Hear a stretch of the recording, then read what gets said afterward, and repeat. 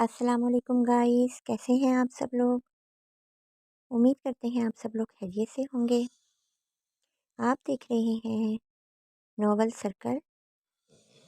تو گائز آج ہم اپنے ناول کا تھرڈ پارٹ سٹارٹ کریں گے، جو کہ بہت رومانٹک اینڈ بولڈ ناول ہے۔ فی الحال تو اس ناول میں ابھی تک کوئی رومانٹک سین نہیں آیا ہے، لیکن انشاءاللہ جیسے جیسے آپ ریڈ کریں گے تو یہ ناول آپ کو بہت پسند آئے گا۔ ناول شروع کرنے سے پہلے آپ سب سے گزارش ہے کہ پلیز ہمارے چینل کو لازمی سبسکرائب کر دیجئے۔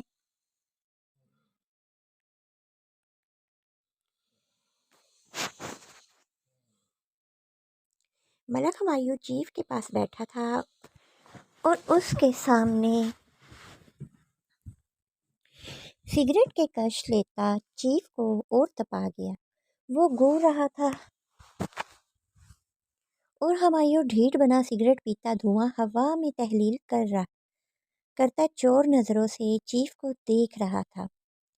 تھک ہار کر چیف کو ہی بات کا آغاز کرنا پڑا کہ وہ جانتا تھا ہمایوں رات تک ایسے ہی بیٹھا رہے گا، پر پہلے بات نہیں شروع کرے گا۔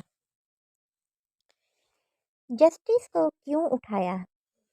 اوہ، ہمایوں کے لفظ سکڑے۔ تو آپ کو مل گئی خبر؟ جی مل گئی، اب بتانا پسند کرو گے؟ چیف اس کے باپ کا دوست تھا، اس لیے ہمایوں بلا جھجک اس سے بات کرتا کہ بچپن سے وہی چیف کو دیکھتا آیا تھا اور وہ بھی ہمایوں سے بہت پیار کرتا تھا اور ہمایوں کو آرمی جوائن کروانا چاہتا تھا، اور یہی ملک ہمایوں چیف کے پاس بیٹھا تھا اور اس کے سامنے سگریٹ کے کش لیتا چیف کو اور تپا گیا تھا۔ وہ گھور رہا تھا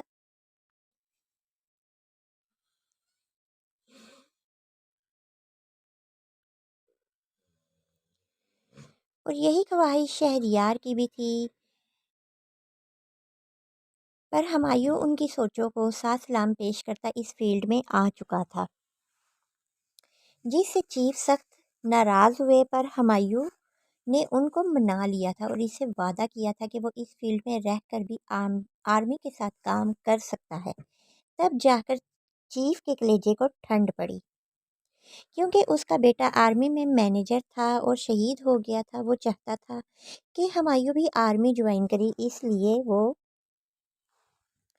بیوروکریسی میں رہ کر بھی چیف کی خواہش پوری کر رہا تھا۔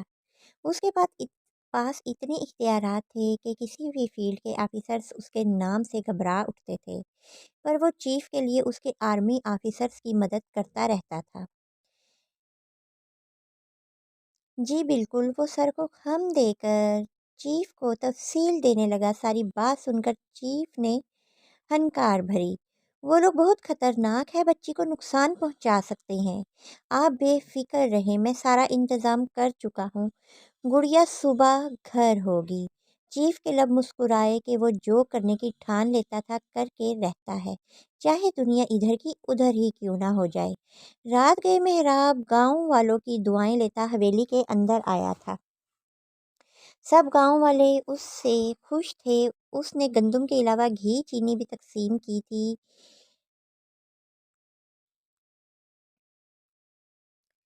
ہر بندے کے چہرے پر خوشی دیکھ کر مہراب خود کو پرسکون محسوس کر رہا تھا۔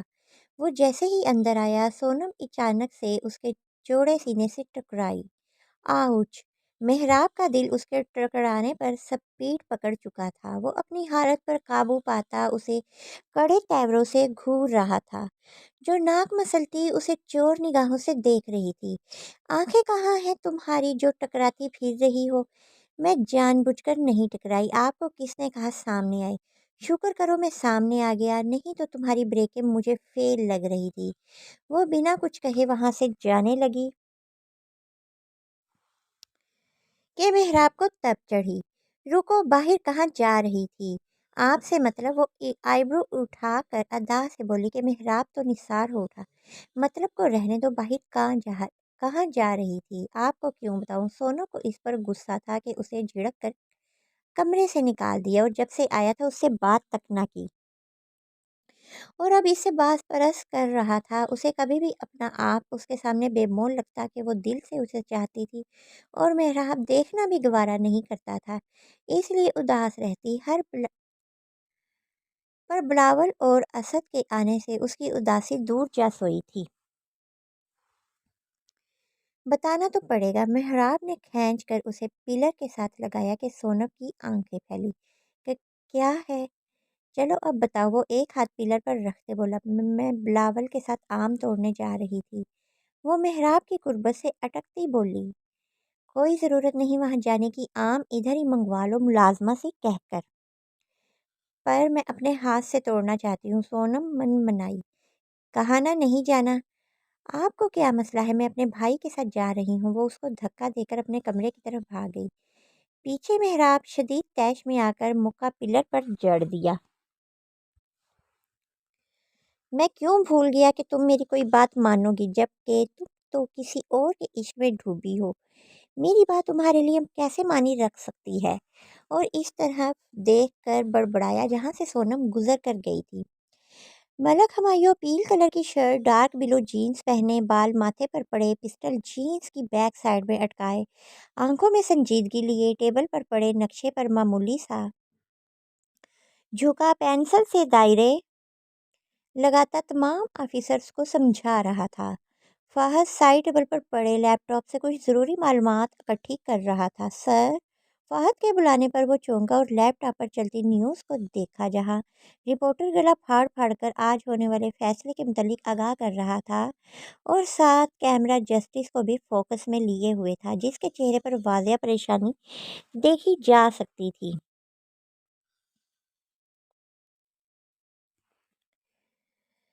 جسٹس کو پہنچتا دیکھ ہمایوں کی ساری ٹیم ریڈی ہو گئی۔ آفیسرز! یس سر، ہری اب وقت بہت کم ہے۔ یاد ہے کوئی گڑبڑ نہیں ہونی چاہیے۔ گرے آنکھوں سے سب کو واضح وارننگ دی۔ کوئی گڑبڑ نہیں ہوگی سر، فہد اپنی گن اٹھاتا بولا۔ ہمایوں سر ہلاتا سب کو آنے کا کہہ کر گاڑی میں بیٹھا اور فہد جلدی سے ساتھ والی سیٹ پر بیٹھ گیا۔ تمام آفیسرز گاڑیوں میں بیٹھے اور دھول اڑاتی گاڑیاں اپنی راہ پر گامزن ہو گئی۔ جسٹس پریشان کن حالت میں بیٹھا دل میں اپنے رب سے اپنی بیٹی کی سلامتی کی دعا کر رہا تھا، ساتھ یہ بھی خدشہ تھا کہ وہ لڑکا اس کی بچی کو صحیح سلامت لے آئے گا بھی یا نہیں۔ ادھر سے دھمکی بھرے میسج اور ویڈیو وصول ہو رہی تھی، جس میں انیلا کرسی پر بندھی ہوئی تھی اور اپنے پاپا کو پکار رہی تھی۔ وہ اللہ کا نام لے کر اور اپنی بیٹی کی حفاظت اللہ پر چھوڑ کر کرسی سے اٹھا اور وہاں جا رہا تھا جہاں اس نے پاشا کو یا تو سزا سنانی تھی یا بری کرنا تھا۔ صدام لودھی کے بنگلے میں نشے سے ٹن لیٹنے کے انداز میں پڑا تھا اور پاس ایک خوبصورت تتلی بیٹھی اس کے گال پر انگلیاں پھیر رہی تھی۔ لودھی اور اشفاق، لودھی تو نے میرا دل خوش کر دیا ہے یہ نیوز سنا کر۔ صبح تیرے اکاؤنٹ میں تیری سوچ سے بھی زیادہ پیسہ ڈلوا دوں گا۔ پیسے کا سنتے ہی لودھی کی آنکھیں چمک اٹھی۔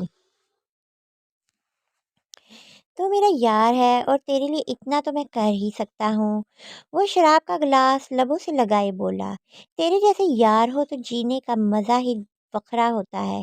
صدام اس لڑکی کے ہاتھ چومتا بولا، تو فکر نہ کر اور بس مزے کر۔ وہ کمینگی سے بولا تو صدام کا کہکا گونجا، پورا حرامی ہے، بس تیرا ہی ہوں، وہ بھی دو بدو بولا۔ ملک ہمایوں اپنے بنگلے پر کھلی عدالت لگاتا تھا اور کسی میں ہمت نہ تھی کہ وہ اس کو روک سکے، کیونکہ وہ کوئی غلط نہیں کر رہا تھا اور اس کے پاس اتنی تو پاور تھی کہ کسی کو جواب دے نہیں تھا بلکہ طلب کر سکتا تھا۔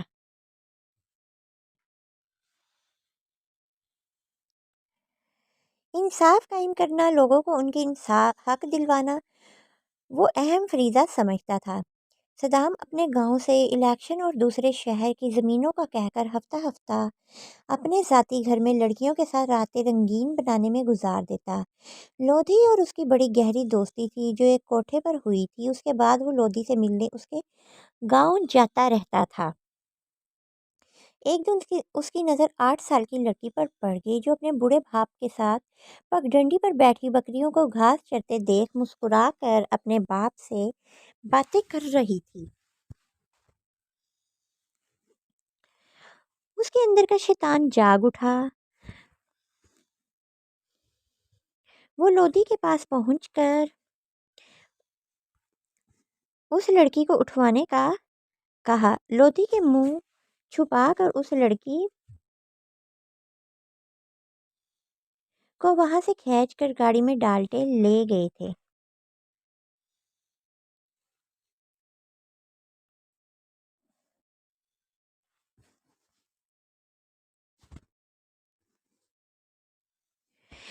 بیچارہ بوڑھا باپ گاڑی کے پیچھے بھاگتا، گرتا پھر اٹھ کر بھاگتا اپنی بیٹی کو پکار رہا تھا۔ گاڑی اس کی نظروں سے دور ہوتی جا رہی تھی اور اس کی بیٹی روتی چلاتی اپنے باپ کو گاڑی میں پیچھے مڑ مڑ کر دیکھتی اپنے بال نوچ رہی تھی کہ کیسے بیٹھے بٹھائے ان پر قیامت آ گئی تھی۔ وہ آدمی روتا اللہ کو پکار رہا تھا اور پھر اٹھ کر بھاگتا رہا کہ بھاگتے بھاگتے گر جاتا۔ اس میں طاقت نہ بچی اور وہ غم سے نڈھال زمین پر گر گیا۔ اس کے جانور اپنے مالک کو بے ہوش دیکھ کر آوازیں نکالتے اٹھانے کی کوشش کر رہے تھے، پر وہ آدمی شدید دھوپ میں پسینے سے تر پڑا تھا کہ ایک آدمی کی اس بزرگ پر نظر پڑ گئی۔ اللہ بخش چاچا، کیا ہوا آپ کو؟ وہ اس کو اپنے گھر لے گیا۔ جب اس کو ہوش آیا تو دھاڑے مار کر رونے لگا اور اپنے اوپر بیتی قیامت کا بتایا۔ صدام اس لڑکی کو دیکھ دیوانہ ہو گیا اور اس کو کمرے میں لے جا کر اپنی درندگی کا نشانہ بنا ڈالا۔ اس لڑکی کی چیخ و پکار اور واسطے کی بنا کوئی پرواہ کیے اس کو نوچ ڈالا اور اس کی درندگی زیادہ دیر نہ سہ سکنے پر اپنی سانسیں دے دی۔ اس کو حرکت نہ کرتے دیکھ صدام اس سے اٹھا اور اس لڑکی کو دیکھا جو بے جان ہو چکی تھی۔ وہ گھبراہٹ میں اسے وہیں چھوڑ باہر آیا اور لودھی کو اس کے مرنے کا بتایا۔ کچھ دیر بعد اس کے آدمی اس لڑکی کی لاش کو وہیں پھینک گئے جہاں سے لے گئے تھے۔ وہ بوڑھا آدمی اپنی بیٹی کی تلاش کرنے اس آدمی کے ساتھ جا رہا تھا کہ اپنی بیٹی کو اس حالت میں دیکھ تڑپ اٹھا۔ اس کی شہزادی مر چکی تھی۔ وہ بزرگ دھاڑے مار مار کر روتا اپنی بیٹی کی لاش کو سینے سے لگائے اللہ کو پکار رہا تھا۔ اس کو دفنانے کے بعد اسی آدمی نے ہمایوں کے متعلق بتایا۔ وہ دونوں کراچی کے لیے نکل گئے۔ وہاں لوگوں سے پوچھ کر وہ ہمایوں کے بنگلے پہنچے اور اسے اپنے اوپر بیتی قیامت کا بتایا، جسے سن کر ہمایوں کی آنکھوں سے خون ٹپکنے لگا۔ اس نے فوراً آفیسر سے کہہ کر اس علاقے کے M.N.A کو ان درندوں کو ڈھونڈنے کا کہا۔ وہ لودھی کے آدمی تھے۔ اس بات سے وہ بزرگ انجان تھے، پر انگلینڈ سے واپسی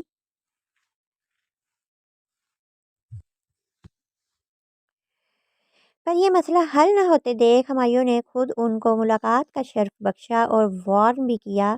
اس کے وارن کرنے اور خود یہاں تک آنے پر لودھی نے صدام سے بات کی، جس پر صدام نے کسی اور لڑکے کو ان کے حوالے کرنے کا کہا اور آدمی کو پیسے دے کر منہ بند رکھنے کا کہا۔ لودھی نے کیسے غریب لڑکے کو قتل کر کے اس پر الزام لگا دیا اور اس بزرگ کو بھی یہی بتایا کہ یہ وہ لڑکا ہے۔ وہ بزرگ ماننے کو تیار نہ تھا، اس لیے اپنا فیصلہ اللہ پر چھوڑ دیا وہاں سے کہیں چلا گیا۔ اور لودھی نے DPO کی بھی یہی بتایا کہ جس سے انہوں نے بغیر چھان بین کیے وہی رپورٹ ہمایوں تک بھجوا دی کہ جس لڑکے نے ایسا کیا تھا اس کو قتل کر دیا ہے لڑکی کے باپ نے اور کہیں چلا گیا۔ ہمایوں کو لگا اس آدمی نے صحیح کیا ہے، ایسے درندوں کے ساتھ یہی ہونا چاہیے، اس لیے اس نے بھی اس بزرگ کی کیفیت کو سمجھتے ہوئے ڈھونڈنے کا نہیں کہا اور دوسرے مسائل میں مصروف ہو گیا۔ تتلی کب سے تیرے انتظار میں بیٹھی ہے لودھی، صدام سے بولا جو صوفے کی پشت سے سر ٹکائے بیٹھا تھا۔ نہیں، میں اب حویلی نکلوں گا، وہ محراب ہے نا، پل پل کا حساب رکھنے والا ہے۔ صدام یہ کہتے ہی لودھی کے گلے لگا اور لڑکھڑاتا باہر نکل گیا۔ چلو بیبی، ہم انجوائے کرتے ہیں۔ لودھی اس خوبصورت لڑکی کو کمرے میں کیے لیے بند ہو گیا۔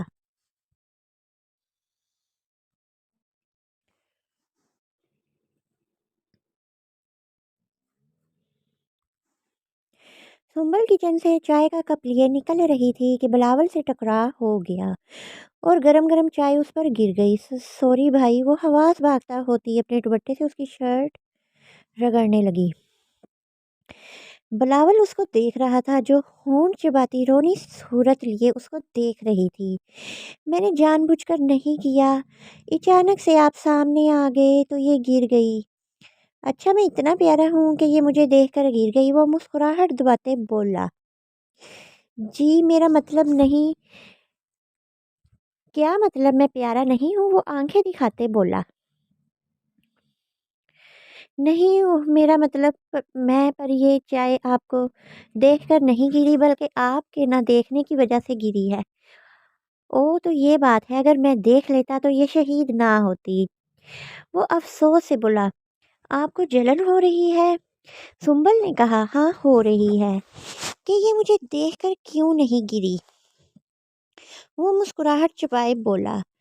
میں اس جلن کی بات نہیں کر رہی۔ اچھا پھر کس جلن کی بات کر رہی ہو؟ بلاول نے کہا تو سنبل نے ہاتھ سے اس کے سینے پر دباؤ ڈالا۔ آہ ظالم لڑکی! بلاول کے منہ سے کراہ نکلی کہ گرم چائے سے اس کا سینہ جل گیا تھا۔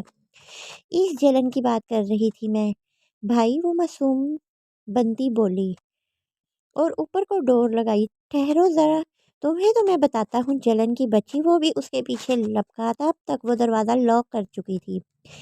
بلاول نے مکہ اس کے دروازے پر رسید کیا۔ باہر تو نکلو گی نہ چوزی، پھر پوچھوں گا تم سے۔ اوکے بلاول بھیا، وہ آگے سے چڑھاتی اوکے بول گئی۔ ہمایوں اور اس کے آفیسرز نے انیلا کو وہاں سے نکال لیا تھا اور پاشا کے آدمیوں کو گولیوں سے بھون ڈالا۔ انیلا اپنے ہمی بھیا کو دیکھ کر بہت خوش ہوئی۔ ہمی بھیا، ان گندے آدمیوں نے مجھے مارا تھا، بس بس گڑیا، اب وہ گندے آدمی کبھی نہیں آئیں گے۔ وہ اس کے ساتھ چپکی کھڑی تھی، ہمایوں کو بالکل حورت کی طرح لگتی تھی۔ انیلا 8 سال کی بہت پیاری بچی تھی۔ ہمی بھیا گھر چلیں، وہ جو فہد کو کہہ رہا تھا کہ جسٹس کو اطلاع دے دو، انیلا کی بات پر متوجہ ہو اور اسے گاڑی میں بٹھائے گھر لے گیا۔ جسٹس جو پریشان سا وکیلوں کی کارروائی دیکھ اور سن رہا تھا، جہاں سارے ثبوت پاشا کے خلاف تھے، پر وہ فیصلہ نہیں سنا پا رہا تھا۔ اس نے 10 منٹ کے بریک کے بعد فیصلہ سنانا تھا۔ وہ اپنے کمرے میں پریشان بیٹھا تھا کہ انیلا کی کال آئی۔ جسٹس کھل اٹھا اور انیلا کو خیال رکھنے اور گھر پہنچ کر تفصیل سے بات کرنے کا کہتا فون رکھتا اللہ کا شکر ادا کیا اور 10 منٹ بعد پاشا کو سزائے موت سنا دی گئی، جسے سن کر پاشا کی آنکھیں پھٹی کی پھٹی رہ گئیں کہ یہ اچانک کیسے ہو گیا۔ جسٹس گھر پہنچا تو وہاں انیلا اور ہمایوں لوڈو کھیل رہے تھے اور ہمایوں کو دیکھ حیران ہوا، جس پر ہمایوں نے سب بتا دیا کہ اسے کہیں سے کال آئی تھی اور وہ انیلا کو بچانے پہنچ گیا۔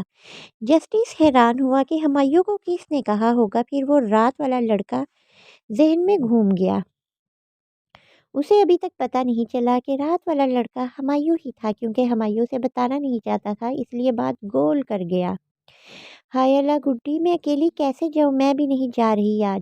منت گڈی کو لیٹے دیکھ بولی۔ ٹھیک ہے مت جاؤ، پھر رول نمبر سلپ لینے کل بھی تو جانا ہے نا۔ ہاں پر میں تیرے ساتھ جاؤں گی، مجھے اکیلے ڈر لگتا ہے۔ منت بہادر بن، ایک کالج ہی تو جانا ہے، دیکھ اگر میرا پیر ٹھیک ہوتا تو میں اکیلی چلی جاتی اور سلپ لے آتی۔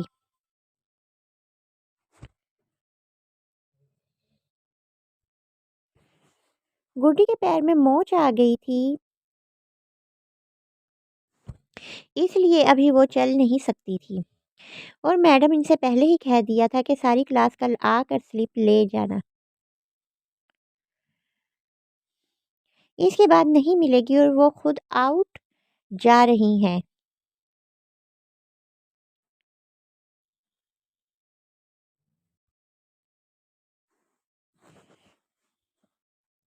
ناچار منت کو بات ماننی پڑی۔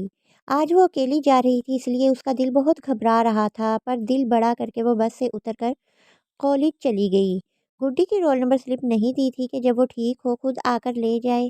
منت اداسی سے اپنی سلپ لیتے ویٹنگ روم میں بیٹھ گئی۔ جیسے ہی بس آنے کا وقت ہوا، وہ گیٹ کے پاس آئی۔ کچھ ہی دیر میں وہ بس آ کر رکی تو وہ بس میں چڑھ گئی۔ جیسے جیسے گھر کے قریب جا رہی تھی، دل گھبرا رہا تھا۔ اللہ جی، میرا دل کیوں گھبرا رہا ہے؟ سب خیر ہو۔ वो दिल पर हाथ रखते बोली, महत बेटा पानी का गिलास देना। बुशरा बेगम चारपाई पर लेटते बोली। महत पानी लेकर आया तो अपनी अम्मी को पीली पड़ती रंगत देखकर घबरा गया। अम्मा क्या हुआ है आपको? कुछ नहीं, बस ऐसा लग रहा है आज कुछ बुरा होने वाला है। कुछ नहीं होगा अम्मा, आप इधर लेट जाएं। वो अपनी माँ को सुलाकर अपने हाथों से सर दबाने लगा और बिशरा बेगम घबराते दिल के साथ मन्नत को याद कर रही थी। मन्नत बस को रुकता देख फौरन से नीचे उतरी। घबराहट की वजह से उसके हाथों से बैग ज़मीन पर गिर गया और सारी चीज़ें बिखर गई। वो ज़मीन पर बैठी अपनी चीज़ें उठा रही थी कि एक ब्लैक रोला स्पीड से उसके सामने आकर रुकी। मन्नत ने चेहरा उठाकर देखा तो दो लड़के तेजी से बाहर निकले। मन्नत उन लड़कों को देख फौरन खड़ी हुई और अपने घर की तरफ भागने लगी। शेबी उसका इरादा भांप कर उसे बाजुओं से पकड़ लिया और दूसरे लड़के ने जल्दी से उसका बैग उठाया। कौन हो तुम? छोड़ो मुझे। वो लड़का उसको घसीटता हुआ गाड़ी की तरफ लेकर जा रहा था और मन्नत उसके हाथों से अपना बाजू छुड़वाने के लिए उस पर मुक्के बरसा रही थी। वो उनको देखकर पहचान गई थी कि ये वो लड़के वो कॉलेज वाले लड़के हैं। पर इसके पीछे क्यों पड़ गए हैं? बचाओ अब्बा, मुझे बचा ले। महक कहाँ हो तुम? मुझे बचाओ। मन्नत अपने छोटे भाई को पुकार रही थी। कौन हो तुम? छोड़ो मुझे। अल्लाह जी मेरी मदद फरमा। कहाँ ले जा रहे हो? छोड़ो, बचाओ, कोई है? गुड्डी गुड्डी मुझे बचाओ।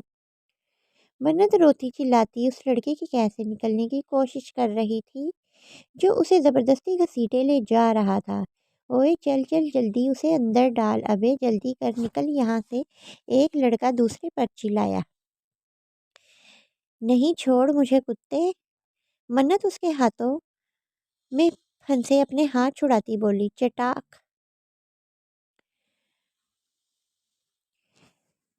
मुझे कुत्ता बोलती है साली। उसने इतने जोर का थप्पड़ मारा कि मन्नत का होंठ फट गया। मुंह बंद कर उसका एक लड़का चिल्लाया तो उसने फौरन उसे रुमाल मन्नत के मुंह पर रख दिया। वो तड़पती रही और हाथ पैर चलाए कुछ ही सेकंड में झूल गई। शेबी ने जल्दी से उसे गाड़ी में डाला और वहां कोई निशान छोड़े बिना गायब हो गए। मन्नत का घर चंद कदम की दूरी पर था। शदीद गर्मी में सड़क बिल्कुल वीरान थी, इसलिए वो मन्नत को ले जाने में कामयाब हो गया। इधर बुशरा बेगम मन्नत के लिए परेशान हो रही थी जो अभी तक नहीं आई थी। वो लोग मन्नत को शेबी के फार्म हाउस ले गए। मन्नत बेहोश पड़ी थी। शेबी उसको एक कमरे में ले आया और उसे गौर से देखने लगा। बेबी, बहुत तड़पाया है तुमने मुझे। आज की रात मैं तड़पाऊंगा जब तक तुम होश में आ चुकी होगी। वो उसका गाल छूते बोला और उसको वहीं छोड़े दरवाज़ा लॉक किए अपने दोस्तों की तरफ आया जो ड्रिंक करते आज की होने वाली पार्टी की बात कर रहे थे। असद जो नींद के मज़े लूट रहा था उसे यासर की कॉल आई। हेलो असद। हाँ बोल रहा हूँ। असद नींद में डूबी आवाज़ में बोला। यार तुझे कुछ बताना है। हूँ बोलो। असद, मैंने शेबी और उसके दोस्तों को किसी लड़की को अगवा करके फार्म हाउस ले जाते देखा है। ये सुनते ही असद की नींद भाग से उड़ गई। ये क्या कह रहा है? सब कह रहा सच कह रहा हूँ कसम से। बस और आज रात उसने अपने फार्म हाउस पार्टी रखी है। यासर ने कहा। ओके ठीक है। कहते ही असद ने कॉल काट दी और यासर अरे अरे करता रह गया। वो जब क्लब गया था तब बिलावल ने पुलिस को इत्तला दी थी। शेबी और उसके दूसरे दोस्त दरवाजे से बचकर निकल गए थे। शेबी ने असद को पार्टी में बुलाया था। पहले तो नहीं जाना चाहता था पर अब वो जा रहा था। वहाँ आखिर वो करने क्या वाला था और उसे इस लड़की की इज्जत की फिक्र थी, इसलिए वो वहाँ जाकर उस लड़की को बचाना और पुलिस को इत्तला देकर उन लोफरों को पकड़वाना चाहता था। असद मेहराब को दोस्त की बर्थडे पार्टी का कहकर इजाज़त ले चुका था। बिलावल को चलने का कहा पर उसने इनकार कर दिया कि अगर वो जाता तो सोनम ने खूब वावेला मचाना था। बुशरा बेगम को हज़ारों वसवसों ने आन घेरा। वो रोती दुआ कर रही थी कि मन्नत महफूज हो जहाँ भी हो। इधर मन्नत को अभी तक होश नहीं आया था। असद शेबी के फार्म हाउस आया। पार्टी अरूज पर थी। वो बहाने से अंदर चला गया। उसने हर कमरा देखा जो खुला था सिवाय एक के। असद जान गया कि वो लड़की इसी कमरे में है। उसने जेब से फ़ोन کر کے پولیس کو اطلاع دی۔ شیبی جو کسی کام سے اندر آیا تھا اسد کو موبائل پر مصروف دیکھ کر ٹھٹکا۔ اسد تو یہاں کیا کر رہا ہے یار؟ کچھ نہیں، بس ایک کال سننے آیا تھا۔ اچھا چل سن کر پھر باہر آ جانا۔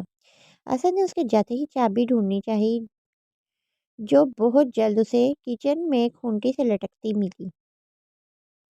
اسد نے جلدی سے دروازہ ان لاک کیا۔ اس نے جیسے ہی دروازہ دھکیلا نظر سامنے بیڈ پر پڑی لڑکی پر گئی۔ اس کو دیکھ کر اسد کے پاؤں کے نیچے سے زمین کھسک گئی۔ وہ اس کا نام نہیں جانتا تھا پر اس کو یہاں دیکھ کر حیران ہوا۔ وہ جلدی سے آگے بڑھا اور منت کی چادر درست کی۔ لڑکی اٹھو، اسد نے اس کا گال تھپکا۔ سنو لڑکی اٹھو، تمہاری عزت خطرے میں ہے، جلدی اٹھو۔ منت کے کان میں کسی کی مدھم آواز پڑی تو اس نے فٹ سے آنکھیں کھولی۔ اپنے اوپر اسد کو جھکا دیکھ وہ حیران ہوئی۔ پلیز مجھے چھوڑ دو، مجھے گھر جانے دو، میرے اماں ابا پتہ نہیں کس حال میں ہوں گے۔ منت اس کے سامنے ہاتھ جوڑتی گڑ گڑائی۔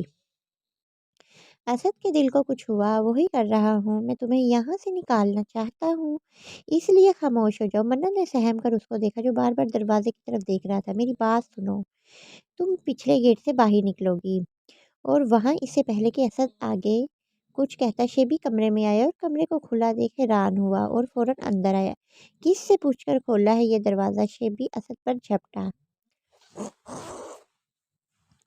اسد نے اسے دھکا دیا۔ اور تو جو ایک معصوم کی زندگی تباہ کرنے جا رہا تھا وہ کیا؟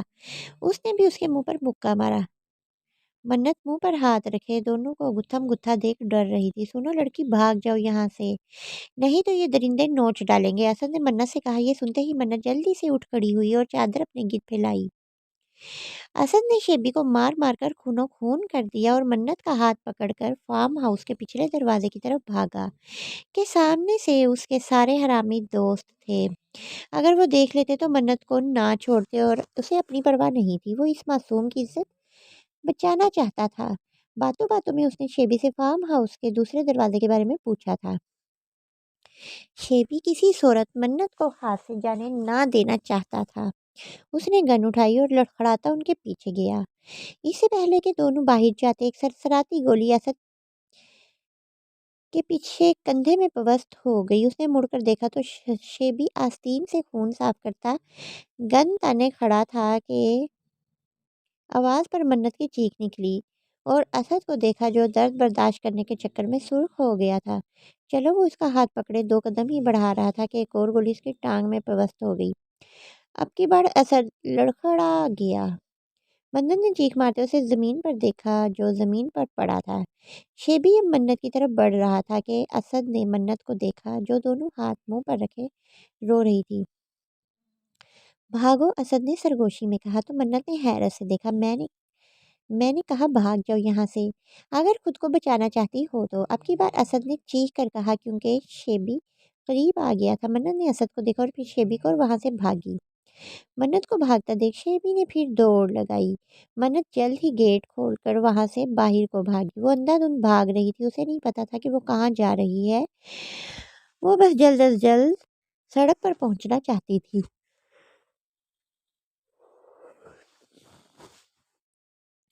شیبی جیسے ہی گیٹ تک پہنچا اسے پولیس سائرن کی آواز آئی۔ فرنٹ سائڈ پر اس کے دوست لاؤڈ سپیکر میں میوزک سن رہے تھے جبکہ وہ بیک سائڈ پر تھا، اس لیے پولیس سائرن سن کر بوکھلا گیا۔ منت کے گیٹ سے نکلتے ہی اسد کی آنکھیں بند ہو گئی تھی۔ شیبی بوکھلایا سا اندر بھاگا اور اپنے دوستوں کو پولیس کا بتایا کہ چھاپا پڑنے والا ہے، وہ جو شراب کے مزے لے رہے تھے۔ پولیس کا سن کر کان کھڑے ہو گئے اور اپنی گاڑیوں کی طرف دوڑ لگائی۔ شیبی ہر حال میں منت کو پکڑنا چاہتا تھا اور اس کے دوست گاڑیوں میں سوار ہوئے وہاں سے نکلے۔ شیبی یار وہ لڑکی بھاگ گئی، یہیں کہیں تم دیکھتے آؤ، اس پاس نظر آئی تو اٹھا لیں گے اور ادھر ہی اس کی وہ حالت کریں گے کہ وہ یاد رکھے گی۔ منت بھاگتے بھاگتے مین روڈ پر پہنچ چکی تھی، جس طرف سے وہ آئی تھی اسی طرف سے گاڑیوں کو آتا دیکھ اس کے رونگٹے کھڑے ہو گئے اور رنگت سفید پڑ گئی۔ وہ دونوں ہاتھوں سے چادر تھامے ہمت جمع کر کے بھاگی، پیچھے مڑ مڑ کر دیکھتی جو گاڑی اسی طرف آ رہی تھی۔ اس کا سارا دھیان پیچھے تھا کہ سامنے سے آتی گاڑی نے زوردار بریک لگائی اور منت گاڑی سے ٹکراتی بے ہوش ہو کر گر گئی۔ ہمایوں جو گاڑی چلا رہا تھا، سامنے سے ایک لڑکی کو بھاگتے دیکھ اسے کچھ گڑبڑ کا احساس ہوا۔ اس نے جلدی سے بریک لگائی، بریک اتنی زور کی لگائی کہ گاڑی جھٹکا کھاتے رکی اور منت گاڑی کے بونٹ سے ٹچ ہوتی نیچے گری۔ ہمایوں اور فہد جلدی سے نیچے اترے جہاں منت بے ہوش پڑی تھی۔ سر لگتا ہے کسی لڑکی مصیبت میں ہے، فہد نے سامنے اشارہ کیا۔ دوسری طرف سے ایک گاڑی فل سپیڈ میں آ رہی تھی۔ فہد دروازہ کھولو جلدی۔ ہمایوں نے منت کو گود میں اٹھایا۔ اس نے ابھی تک اس کا چہرہ نہیں دیکھا تھا کہ آدھے چہرے پر اس کی چادر تھی۔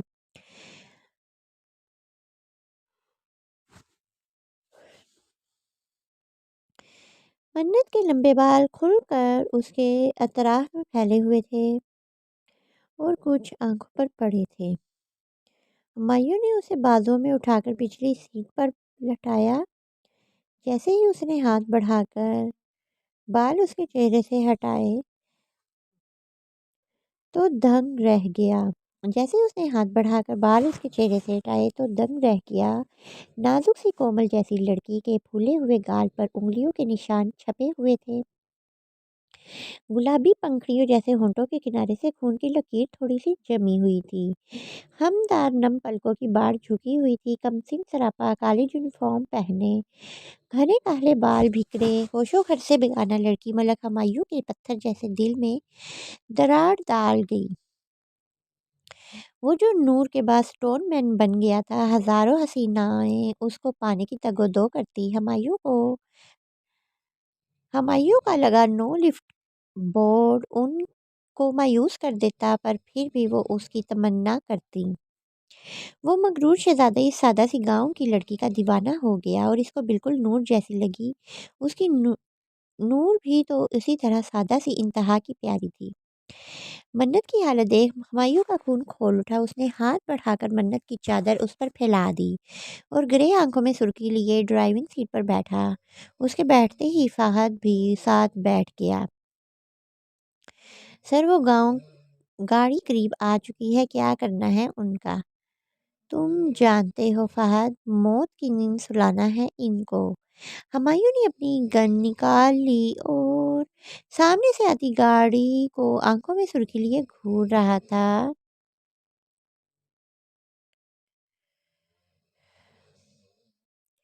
شیبی جو گاڑی چلا رہا تھا سامنے کھڑی گاڑی کو دیکھ کر چونکا۔ اسے لگا کہ گاڑی پولیس کی ہے۔ اس نے آؤ دیکھا نہ تھا اور گاڑی کو ریورس کرتے ہی مین روڈ سے نکلتی کچی سڑک پر ڈال دی اور سپیڈ فل چھوڑ دی اور گاڑی ہچکولے لیتی کچی سڑک پر دھول اٹھاتی رہی، اس سے پہلے کہ ہمایوں جوڑے میں پالتا۔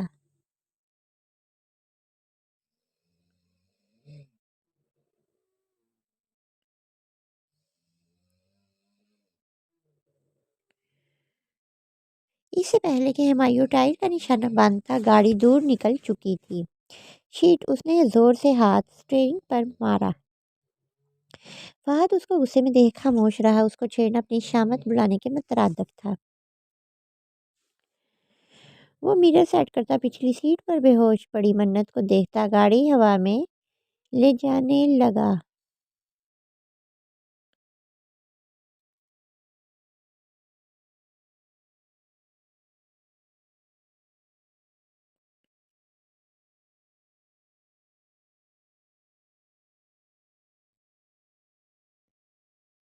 یہ کہہ رہا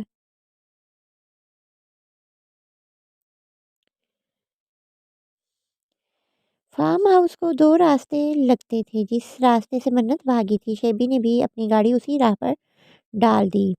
ان کے نکلتے ہی 1-2 منٹ میں پولیس آ چکی تھی۔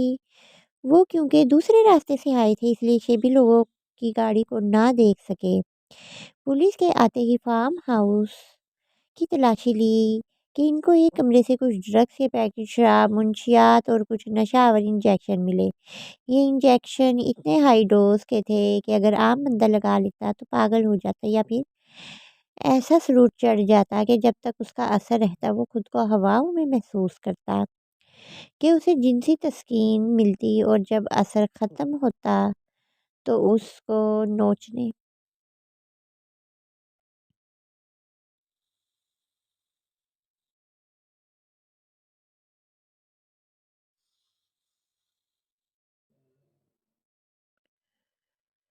تو خود کو نوچنے لگ جاتا، یہاں تک کہ مارنے سے بھی باز نہ آتا۔ سر فارم ہاؤس کے بیک سائڈ پر ایک نوجوان لڑکا خون سے لت پت پڑا ہے، اسے گولی لگی ہے شاید۔ انسپیکٹر جو اتنے خطرناک انجیکشن کو دیکھ کر کچھ سوچ رہا تھا، سپاہی کے بلانے پر چونکا۔ دو وہ سپاہیوں کے ساتھ اس طرف آیا جہاں اسد بے ہوش پڑا تھا۔ ایمبولینس کو بلاؤ جلدی، اس کی سانسیں ابھی چل رہی ہیں۔ اس کی نبض چیک کرتے بولا، اور تم پتہ لگواؤ کہ یہ لڑکی کون ہے اور یہ فارم ہاؤس کس کا ہے۔ اس لڑکے کا زندہ رہنا بہت ضروری ہے، وہ اسد کو دیکھ کر بولا۔ رات ہو گئی پر منت گھر نہ آئی۔ بشرا بیگم کی حالت بہت خراب ہو گئی، اسے اپنی بیٹی کی فکر ستانے لگی، رو رو کر برا حال ہو گیا۔ مہد بھی بار بار سڑک تک جا کر اپنی بہن کو دیکھتا کہ ابھی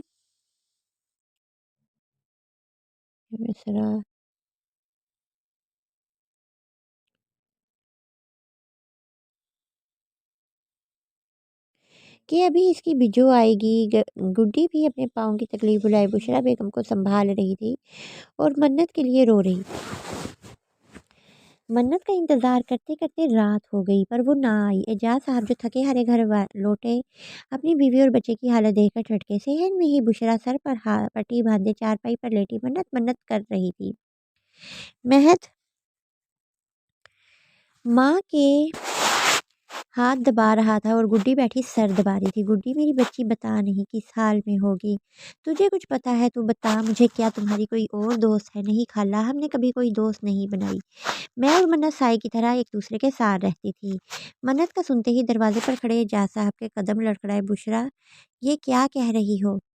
اس کی آواز سنتے ہی وہ فوراً چارپائی سے اتری اور اپنی میاں کی طرف بھاگی۔ اعجاز میری بچی ابھی تک گھر نہیں آئی، رات ہو گئی، میری بیٹی کو لے آؤ، میری منت کو لے آؤ، میں مر جاؤں گی۔ وہ اس کے گلے لگتی پھوٹ پھوٹ کر رو دی۔ اعجاز صاحب یہ سنتے ہی زلزلوں میں کی زد میں آ گئے۔ کہاں گئی تھی منت؟ وہ اس کو سامنے کرتے بولے، جس پر گڈی نے صبح ہوئی منت سے ساری بات بتائی۔ چاچا مجھے لگتا ہے منت کو کسی نے اغوا کر لیا ہے، وہ مہد کو اپنے ساتھ لگاتے بولی۔ اعجاز صاحب کی آنکھوں سے آنسو نکل کر بہہ گیا، وہ بالکل خاموش ہو گئے۔ اعجاز میری منت کو لے آؤ، اسے ڈھونڈ کر لے آؤ، وہ اس کے ہاتھ پکڑتی بولی، جو سرگرہ زمین پر بیٹھ کو دیکھ رہا تھا۔ کون منت کو اغوا کر سکتا ہے؟ وہ سرگوشی سے بولے۔ کہاں جاؤں میں بشرا، کہاں ڈھونڈوں؟ میں تو شہر کے راستے ٹھیک سے جانتا تک نہیں۔ وہ مایوسی سے بولے۔ ہاں ہاں میں چودھریوں سے کہتا ہوں، وہ ہماری مدد کریں گے۔ وہ چارپائی سے اٹھتے بولے، وہ سر پر صافہ باندھے روتے ہوئے حویلی جانے کے لیے نکل گئے۔ تو گائز آج کی ایپیسوڈ آپ کو کیسی لگی؟ پلیز مجھے کمنٹ کر کے ضرور بتائیے گا، اور ویڈیو کو اپنے دوستوں کے ساتھ شیئر لازمی کیجیے گا۔ اور اگر آپ کو میرا یہ ناول پسند آ رہا ہے تو پلیز میرے چینل کو لازمی سبسکرائب کر دیجیے گا۔ دعاؤں میں یاد رکھیے گا۔ اللہ تعالیٰ آپ سب لوگوں کے لیے آسانیاں پیدا کرے۔ اللہ حافظ۔